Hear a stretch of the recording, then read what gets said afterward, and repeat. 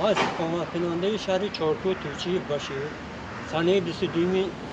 اکتبر ما تومارخه خبرگیری با ما اسکی رفتم که مزبانان قرغیز آمدن داشتند و تو جمهوری کی تو برای چی آمدی برای زمین خبرگیری آمدم با تومارخه مرا داشتند بردن چشمانم بستند بود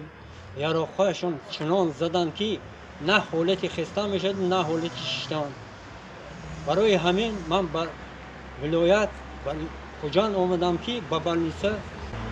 مراجعت کنم. من واحد افتالی اکرامویچ سال تولدم 24 اپریل 1993 من سنه 8 سپتامبر خانه خواهرم رفتم خانه خواهرم خبرگیری رفتم دو سربازی همون قرغیزا فرم گرجدانسکی آمدن من پرسیدن چی کیسه گفتن من گفتم تلفنم پاسپورتم من به گفتم سن من چه میتونم شما گفت اکنام زده بیریم اسفالت کشولک برومدن همون دیدبانگاهشون و های فریاد کردن که 6 نفر سالتای فریاد کردن بیافته بعد مخردین گفته که همسایه هست همون منی قده آرماتوری و قده برومد که 100 تا همین بچه گفته و که سونه هم بچه و که دیگیش به من گفتم